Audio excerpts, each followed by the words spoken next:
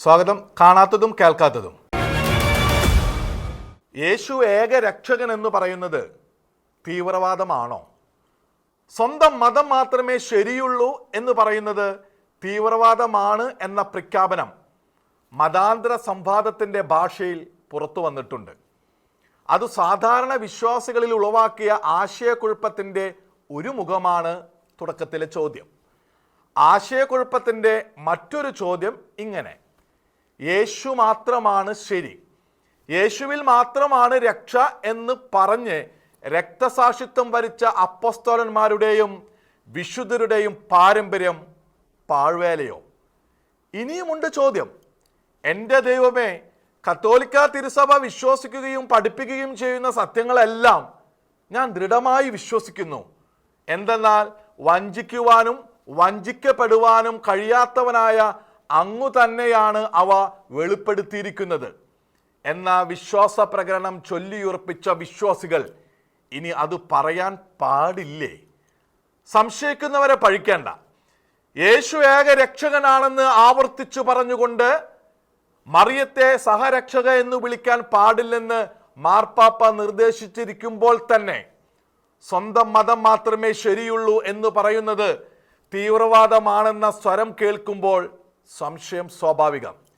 യേശു ഏക രക്ഷകൻ എന്ന് പറഞ്ഞാൽ യേശു അല്ലാതെ രക്ഷകനില്ല എന്നു തന്നെയാണ് സംശയരഹിതമായ അർത്ഥം. യേശു മാത്രമാണ് രക്ഷകനെങ്കിൽ യേശുവിലുള്ള വിശ്വാസം മാത്രമാണ് ശരി. ആ വിശ്വാസമാണ് പൂർണ്ണ ശരി. ക്രൈസ്തവ മതം എന്ന് വിളിച്ചാലും ഇല്ലെങ്കിലും ക്രൈസ്തവ വിശ്വാസം മാത്രമാണ് പൂർണ്ണ ശരി. മറ്റുള്ളവയെ ഭാഗിക ശരി എന്ന് വിളിക്കാൻ കഴിയും. രണ്ടാം വത്തിക്കാൻ കൗൺസിലിന്റെ പ്രമാണരേഖകൾ പറയുന്നത് പോലെ സർവരെയും പ്രകാശിപ്പിക്കുന്ന ക്രിസ്തു എന്ന സത്യത്തിന്റെ കിരണങ്ങൾ മറ്റു മതങ്ങളിൽ പ്രതിബിംബിക്കുന്നുണ്ട്. കിരണങ്ങൾ മാത്രം. സൂര്യൻ ക്രിസ്തു തന്നെയാണ്. സൂര്യ വെളിച്ചത്തിന് കീഴേ നിൽക്കുന്നവർക്ക് ഏതാനും കിരണങ്ങളുടെ വെളിച്ചമല്ല വേണ്ടത്. സർവമതങ്ങളെയും ആദരിക്കണം എന്ന് പറയുന്നത് അവയുടെ വിശ്വാസങ്ങളിലേക്ക് നീങ്ങണമെന്ന അർത്ഥത്തിലല്ല. പരസ്നേഹത്തിന്റെ പ്രവാചകരാകുക എന്ന് പറഞ്ഞാൽ പരവിശ്വാസത്തിന്റെ പ്രഘോഷകരാകുക എന്നല്ല. എല്ലാവരിലേക്കും സ്നേഹം പകരുക എന്നതിനർത്ഥം എല്ലാവരുടെയും വിശ്വാസം ഒരുപോലെ എന്ന് അംഗീകരിക്കുകയല്ല. എല്ലാവരെയും ഒരുപോലെ സ്നേഹിച്ചു ക്ഷണിക്കുന്നു എന്ന് മനസ്സിലാക്കിയുള്ള പ്രവൃത്തികൾ വേണമെന്നാണ്. ലോകപ്രീതിക്കും ഭൗമിക ജീവിത സീമകളിലെ സ്വകാര്യ സുരക്ഷയ്ക്കും വേണ്ടിയാണ് എല്ലാ മതങ്ങളും ഒരുപോലെ ശരി എന്ന് പറയുന്നതെങ്കിൽ അത് അബദ്ധ പ്രബോധനമാകും.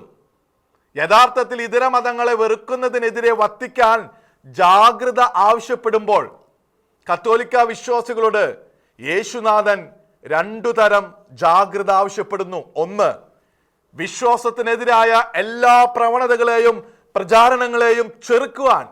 രണ്ട്, ജാഗ്രത ഏതെങ്കിലും വിഭാഗത്തോടുള്ള സ്പർദ്ധയും വെറുപ്പുമായി മാറാതിരിക്കുവാൻ. ഇതു രണ്ടും ലംഘിച്ചുകൊണ്ട് യേശുവിലുള്ള ജീവിതം സാധ്യമല്ലെന്ന് ക്രൈസ്തവർക്കറിയാം. യഥാർത്ഥത്തിൽ സ്വന്തം മതം മാത്രമാണ് ശരി എന്ന കേവലമായ വിശ്വാസ പ്രഖ്യാപനമല്ല തീവ്രവാദം. മറ്റു മതങ്ങളിലുള്ളവരെ മതത്തിന്റെ പേരിൽ ആദരവില്ലാതെ കാണുന്നതും അവർക്കെതിരെ വിദ്വേഷം പുലർത്തുന്നതും തങ്ങളുടെ മതപ്രകാരമുള്ള ശരിയിലേക്ക് വരാത്തവരെ കൈകാര്യം ചെയ്യുന്നതുമാണ് തീവ്രവാദം. മറ്റുള്ളവരുടെ ഇടങ്ങളിൽ തങ്ങളുടെ മതത്തിന്റെ ആധിപത്യം സ്ഥാപിക്കാൻ ശ്രമിക്കുന്നതാണ് തീവ്രവാദം. തങ്ങളുടെ ശരിയിലേക്ക് വരാത്തവരെ അക്രമത്താൽ കീഴടക്കാൻ ശ്രമിക്കുന്നതും അതിനുവേണ്ടി കൊല്ലുന്നതും ചാകുന്നതും മോക്ഷത്തിനുള്ള ഗ്യാരണ്ടി എന്ന് പഠിപ്പിക്കുന്നതാണ് തീവ്രവാദം അല്ലെങ്കിൽ ഭീകരവാദം. ഇതൊക്കെ കത്തോലിക്ക വിശ്വാസികൾക്ക് അറിയാം. വിരുദ്ധ തീവ്രവാദം എന്താണെന്നും ക്രൈസ്തവർക്കറിയാം.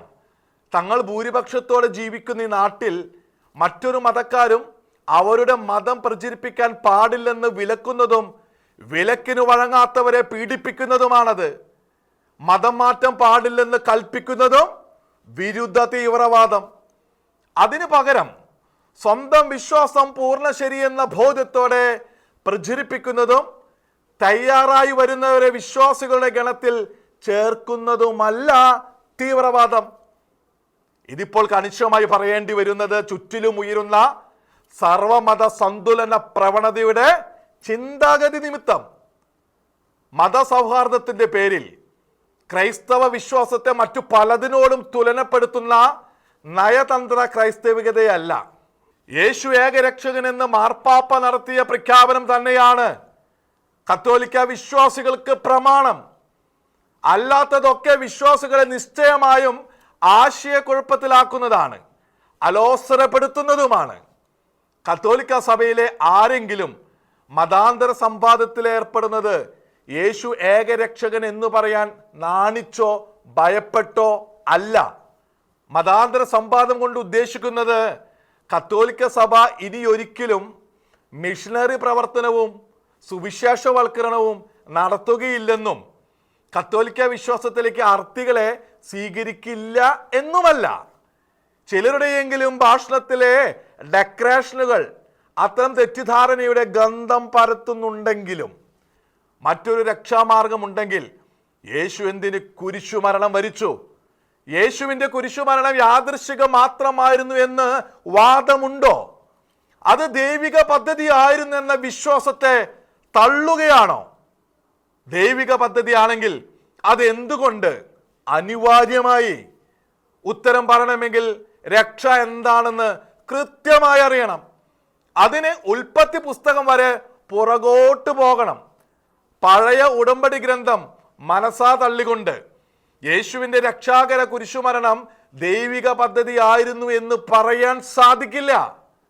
അങ്ങനെ തള്ളുന്നവർക്ക് യേശുവിൻ്റെ വചനങ്ങൾ കുറെ സതുപദേശങ്ങളുടെ സംഹിത മാത്രമെന്ന് തോന്നും. മതഭേദവും മതദേശവുമില്ലാതെ ജീവിക്കുന്നതിനെ കുറിച്ച് പറഞ്ഞ ഇന്നാട്ടിലെ മഹത്തുക്കളെ ഉദാഹരിക്കുമ്പോൾ ഒരു കാര്യം മറക്കേണ്ട, അത്തരം സ്നേഹവും നന്മയും ഉപരി നന്മയാണ്. ആ ഉപരി നന്മ മനുഷ്യകുലത്തിനാകെ നഷ്ടപ്പെട്ട വേളയിൽ ദൈവപിതാവ് വാഗ്ദാനം ചെയ്ത രക്ഷകനാണ് യേശുക്രിസ്തു. വാഗ്ദാനം നിറവേറുന്നതിന് മുമ്പേ അതിൻ്റെ മുൻകൂർ ഫലമായി മനുഷ്യർക്ക് ലഭിച്ച ഉപരി നന്മ കൊണ്ട് മാത്രമാണ് ഇവിടെയും എവിടെയും മനുഷ്യകുലത്തിൽ ഉപരി സ്നേഹത്തിൻ്റെ കൃപയും സാധ്യതയും ഉണ്ടായത്. ജാതിയും മതവും നോക്കാതെ പരസ്പരം സ്നേഹിക്കാൻ ഏതെങ്കിലും ഒരാൾ പറഞ്ഞത് സ്വന്തം നന്മയാലല്ല, യേശുവിൻ്റെ രക്ഷാകർമ്മത്തിൻ്റെ സാർവത്രിക ഫലം നിമിത്തമാണ്. വ്യക്തിപരമായി മനുഷ്യർ നേടേണ്ടുന്ന രക്ഷയുടെ വിശദീകരണം വേറെയാണ്. രക്ഷയുടെ പൂർണ്ണത യേശുവിലുള്ള വിശ്വാസത്തിലാണെന്ന് മനസ്സിലാക്കാത്തവരും പറയാൻ മടിക്കുന്നവരും സ്വയം വഞ്ചിക്കുകയാണ്. അത്തരം ചില പ്രവണതകൾ നവമാധ്യമങ്ങളിലും കാണുന്നു. ക്രൈസ്തവ വിശ്വാസത്തിലേക്ക് മതമാറിയ ഒരു ഇൻഫ്ലുവൻസർ കൗൺസിലർ സഹോദരന്റെ കുടുംബത്തിലെ സമീപകാല പ്രതിസന്ധി വിഷയമാക്കിയ ചിലർ മതം മാറ്റം അനാവശ്യമാണെന്ന ചിന്ത പരത്താൻ ശ്രമിച്ചു. ക്രൈസ്തവരെ സംബന്ധിച്ച് മനുഷ്യൻ്റെ ജീവിത സാക്ഷാത്കാരം യേശുക്രിസ്തുവുമായി അവിടുന്ന് ഉപദേശിച്ച രീതിയിലുള്ള കൂട്ടായ്മയിൽ എത്തുമ്പോൾ ലഭിക്കുന്നതാണ്. ആ കൂട്ടായ്മയിലേക്കുള്ള ചേരലിനെയാണ് മതമാറ്റമെന്ന് ചിലരെങ്കിലും വിളിച്ചത്. ആ മാറ്റം ആവശ്യമില്ലെന്ന് ആർക്കും പറയാം. പക്ഷേ ഏത് മാധ്യമ അവതാരകർ അങ്ങനെ പറഞ്ഞാലും ആ മാറ്റം ആവശ്യമാണെന്ന് തന്നെ ക്രൈസ്തവ വിശ്വാസം പഠിപ്പിക്കുന്നു. മറിച്ചുള്ള വാദവും അഭിപ്രായവും ക്രൈസ്തവികതയുടേതല്ല. അത് വിശ്വാസ പാഠത്തിന് വിരുദ്ധമാണെന്ന തിരിച്ചറിവ് ക്രൈസ്തവർക്കുണ്ടാകണം. ഇല്ലാത്തത് നഷ്ടം തന്നെയാകും. നിങ്ങൾ വിധിക്കുന്ന വിധിയാൽ തന്നെ നിങ്ങളും വിധിക്കപ്പെടും എന്ന തിരുവചനം എത്ര കഠിനം! മുഖ്യമന്ത്രിക്കെതിരെ ബോംബ് ശുപാർശ ചെയ്ത കന്യാസ്ത്രീ വേഷധാരി ഈ അവസ്ഥയ്ക്ക് ദൃഷ്ടാന്തമല്ലേ? ഇത് കേട്ട് ക്രൈസ്തവർക്കെതിരെ പറയാൻ ത്രില്ലടിച്ച എല്ലാ യൂട്യൂബർ വിദ്വാൻമാരും വിദുഷികളും സംഭവത്തിൻ്റെ ട്വിസ്റ്റ് അറിയാതെയാണ് ആവേശത്തിൽ മുങ്ങിയത്.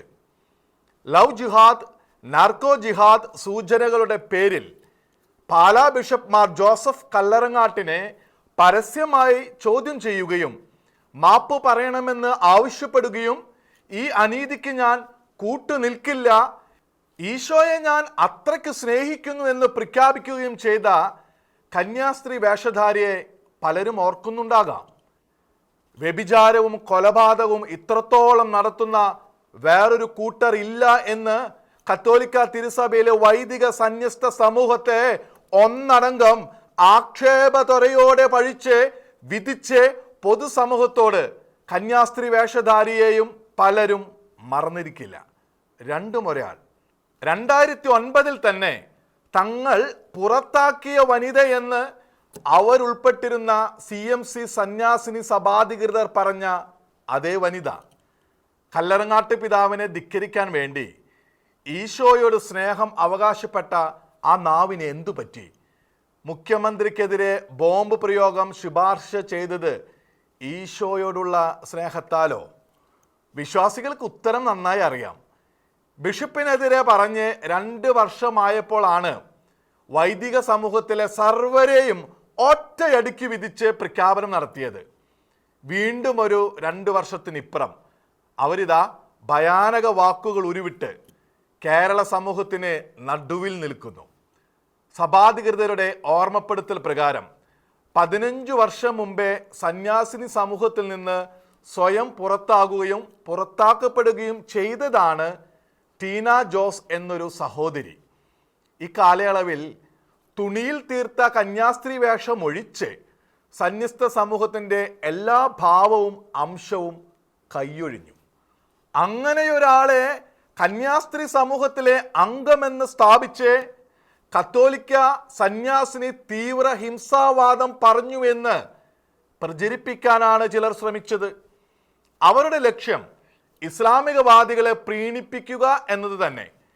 അതിനുവേണ്ടി മുഖ്യമന്ത്രിക്കെതിരെ ഹിംസാവാക്കു പറഞ്ഞ സംഭവത്തെ സെന്റ് റീത്താസ് സ്കൂളിലെ യൂണിഫോം നിഷ്കർഷയുമായി ബന്ധിപ്പിക്കുവാനും ചില രാഹുൽ ഈശ്വരന്മാർ ശ്രമിച്ചു.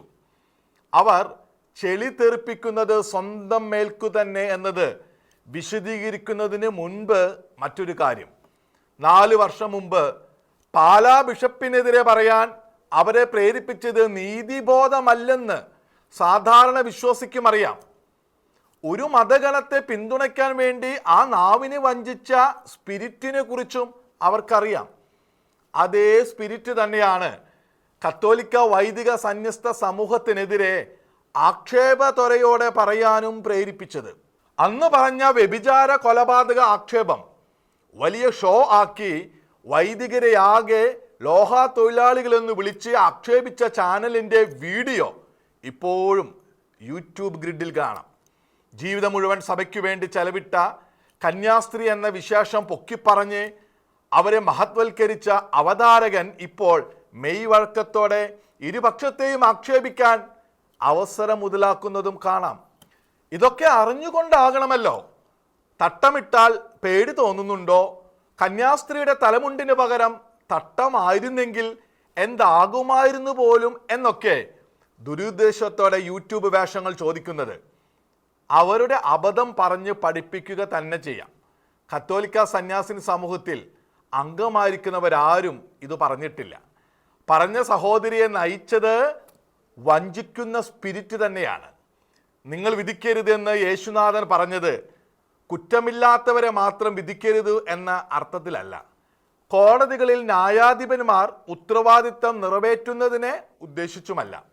വ്യക്തിപരമായി മറ്റൊരാളെ പാപിയെന്ന് വിധിക്കുകയും വിളിക്കുകയും ചെയ്യുന്ന നീതിമന്യ കാപട്യത്തെ അനിവാര്യമെങ്കിൽ യുക്തമായിടത്ത് വ്യക്തികളുടെ കുറ്റകരമായ പ്രവൃത്തിയെ കുറ്റമെന്നോ പാപത്തെ പാപമെന്നോ ചൂണ്ടിക്കാട്ടാം. വിശുദ്ധ പൗലോസ് പറഞ്ഞതുപോലെ സ്നേഹത്തിൽ സത്യം പറയാം, നിയമാനുസൃതം വേണ്ടതു ചെയ്യാം. പക്ഷേ വ്യക്തിയെ പാപി എന്ന് വിളിച്ചും വിധിച്ചും സ്വയം പാപമില്ലാത്ത നീതിമതി എന്ന് ഭാവിക്കുന്നത് എത്ര വലിയ തിന്മ ആണെന്നാണ് യേശു ക്രിസ്തു മനസ്സിലാക്കി തന്നത്. പ്രതികാരം എത്രമാത്രം ക്ഷണിച്ചു വരുത്തുന്നതുമാണെന്ന്. അത് വെറുമൊരു ഉപദേശമല്ല. ഒരു വ്യക്തിയെ കൊലപാതകി എന്ന് വിധിച്ച് ആക്ഷേപിക്കുന്നവർ അതേ കുറ്റത്തിൽ ചെന്നു വീഴാനുള്ള യാത്രാരേഖയാണ് കയ്യിൽ വെക്കുന്നത് എന്ന മുന്നറിയിപ്പാണ്. വിധിക്കല്ലിലെ തിന്മയുടെ അരൂപി അതേ സ്വഭാവത്തിലുള്ള കുറ്റത്തിലേക്ക് വീഴിക്കുമെന്ന കോസ്മിക് സത്യം. കന്യാസ്ത്രീ വേഷമിട്ട സഹോദരി മുഖ്യമന്ത്രിക്കെതിരെ നീചമായ വാക്കുകൾ പറഞ്ഞപ്പോഴാണ് ചില കേളിക്കേട്ട അവതാരകർക്ക് നേരം വെളുത്തത്. എന്നാൽ അവരെ സന്യാസിനി സമൂഹം 15 വർഷം മുമ്പേ തിരിച്ചറിഞ്ഞപ്പോൾ കോൺവെന്റ് അധികൃതരുടെ നടപടിയെ പഴിച്ച നീതിമാന്യന്മാർ അന്ന് ഏറെയുണ്ടായിരുന്നു. അവരുടെ ഇപ്പോഴത്തെ പിൻഗാമികളായ യൂട്യൂബർ വേഷങ്ങൾ സെന്റ് റീത്താസ് സ്കൂളിലെ യൂണിഫോം നിഷ്കർഷയെ താറടിച്ച് ഇസ്ലാമിക പ്രീണനം നടത്താനുള്ള 2ാം റൗണ്ട് ശ്രമത്തിലാണ്. കന്യാസ്ത്രീയുടെ തലമുണ്ടിന് പകരം തട്ടമായിരുന്നെങ്കിൽ എന്താകുമായിരുന്നു പോലും. ഇതാണ് തട്ട സമുദായത്തിൻ്റെ പ്രീണകരായ അവതാരകരുടെ തുറുപ്പു ചോദ്യം. അവരോട് വിരൽ ചൂണ്ടി തർപ്പിച്ചു പറയാം. അവരുദ്ദേശിച്ച തട്ടമിട്ട സ്ത്രീ ഇത് പറഞ്ഞാൽ നിശ്ചയമായും പലരും പേടിക്കുക തന്നെ ചെയ്യും. അതിനെ രാഹുൽ ഈശ്വരന്മാരോ അവതാരകന്മാരോ പരിഭവിച്ചിട്ട് കാര്യമില്ല. കാരണം തട്ടമിട്ടവരെ മുൻനിർത്തി എന്ത് മതകലാപവും സൃഷ്ടിക്കാൻ അതേ മതത്തിൽപ്പെട്ട ഒരു തീവ്രവാദ ഭീകര ഗണം ഇവിടെയുണ്ട്. ആ കാഴ്ച സെന്റ് റീത്താസ് സ്കൂളിലും പുറത്തും കണ്ടു. പെൺകുട്ടിയുടെ തട്ടത്തിൻ്റെ പേരിൽ അതിക്രമത്തിൻ്റെയും അക്രമത്തിൻ്റെയും ഭാഷയുമായി സ്കൂളിൽ കടന്നു കയറാൻ ആളുണ്ടായി. അത്തരക്കാർ ഇനിയും ഉണ്ടാകും. ലോകത്തെവിടെയും അത്തരക്കാരുണ്ട്. പക്ഷേ ഒരു കത്തോലിക്ക കന്യാസ്ത്രീയുടെയും പേരിൽ ആരെയും പേടിപ്പിക്കാൻ ആരും ഇറങ്ങില്ല. ഇവിടെയോ ഇന്ത്യയിലാകെയോ ലോകത്തോ ഇറങ്ങില്ല. ഒരു സാധാരണ കന്യാസ്ത്രീയും അത്തരം വാക്ക് പറയില്ല. കന്യാസ്ത്രീ വേഷധാരിണി പോലും പറഞ്ഞത് അധമമായ ശാപവാക്കായി അന്തരീക്ഷത്തിൽ അവശേഷിക്കുമെന്നല്ലാതെ അവരുടെ ഒപ്പമോ പിന്നിലോ അക്രമം നടത്താൻ ആളില്ല. ആരും അതിനെ കൂടുകയുമില്ല. അത് അവർ കുറേ കാലമെങ്കിലും ശീലിച്ച സന്യാസത്തിൻ്റെ നന്മ. അവരുടെ പിശക് തിരുത്താൻ കഴിയും. പക്ഷേ കന്യാസ്ത്രീ വേഷധാരിയുടെ വാക്കുകൾ എവിടെ നിന്നാണ് വന്നതെന്നും കൂടി അധിക്ഷേപകർ അറിയണം. കല്ലറങ്ങാട്ട് പിതാവിനെ തള്ളിപ്പറഞ്ഞത് ഏത് ഗണത്തിനെ വക്കാലത്ത് പറയാൻ വേണ്ടിയായിരുന്നോ ആ ഗണത്തിൻ്റെ സ്പിരിറ്റ് അവരെ കീഴടക്കിയതിൻ്റെ ഫലമാണ് ശാപതുല്യമായ ഹിംസാവാക്ക്. ചാവേറുകളെയും ചാവേറ്റത്തെയും പൊട്ടിത്തെറികളെയും കുറിച്ച് സമൂഹത്തിന് നിരന്തരം വിശേഷങ്ങൾ നൽകുന്ന, ലോകത്തെവിടെയും അത് ചെയ്യുന്ന ഒരു ഗണത്തിൻ്റെ ഭാഷ തന്നെ, പൊട്ടിത്തെറിപ്പിക്കപ്പെടലിൻ്റെ ഭാഷ തന്നെ അവർ മുഖ്യമന്ത്രിക്കെതിരെയും പ്രയോഗിച്ചത് യാദൃശ്ചികമല്ല. യേശു ക്രിസ്തുവിൻ്റെ സഭയ്ക്കെതിരെ ഇത്ര കണ്ട് വ്യാപകമായി വിദ്വേഷവും പകയും നിറയ്ക്കുന്ന ചിലരുടെ സ്പിരിറ്റ് തന്നെ ആ സഹോദരിയെയും വഞ്ചിച്ചു. കത്തോലിക്ക സന്യാസത്തിൻ്റെ എല്ലാ അംശങ്ങളും തള്ളിക്കളഞ്ഞ അവർ മതതീവ്രവാദ പക്ഷത്തിനൊപ്പമാണ് നിന്നതെന്ന് അറിയാതെയാകാം ചില ഇസ്ലാമിക പക്ഷ അവതാരകരും കത്തോലിക്ക കന്യാസ്ത്രീ വധഭാഷ സംസാരിച്ചു എന്ന് പ്രചരിപ്പിക്കുന്നത്. ഏതു ഗണത്തിൻ്റെ സ്പിരിറ്റ് പിടിപെട്ടാലാണ് ബോംബിനെയും പൊട്ടിത്തെറിയെയും കുറിച്ച് ഇഷ്ടവിഷയം പോലെ പറഞ്ഞു പോകുന്നതെന്ന് അവരെയും ഓർമ്മിപ്പിക്കുന്നു. കത്തോലിക്ക തിരുസഭയോടോ വൈദികരോടോ സന്യസ്തരോടോ സന്യാസത്തോടോ ഉള്ള കൂട്ടായ്മ ദുഷ്ടാരൂപിയോടുള്ള പ്രണയത്താലും വിദ്വേഷത്താലും ഉപേക്ഷിക്കുന്ന ആരുടെയും അവസ്ഥ ഇതുതന്നെയായേക്കാം. അതുവരെ ചിന്തിക്കാൻ കഴിയാത്തത് ചിന്തിക്കും, പറയാൻ കഴിയാത്തത് പറയും. അവർ ബോംബിനെയും പൊട്ടിത്തെറിപ്പിച്ച് കൊല്ലുന്നതിനെയും കുറിച്ച് പറയുമ്പോൾ ഉറപ്പാക്കാം അവർ അത് അരൂപിയുടെ സ്വാധീനത്തിലെന്ന്. അവരെ കത്തോലിക്ക സന്യാസിനികളുമായി താരതമ്യം ചെയ്യാനും അവരുടെ വാക്കുകൾ സന്യാസിനികളെ അധിക്ഷേപിക്കാനും തിടുക്കപ്പെടുന്നവർ സ്വയം അവഹേളിതരാകാൻ ശ്രമിക്കരുതെന്നും കൂടി ഓർമ്മിപ്പിക്കാം. കാണാത്തതും കേൾക്കാത്തതും അടുത്ത ആഴ്ച ഇതേ സമയം.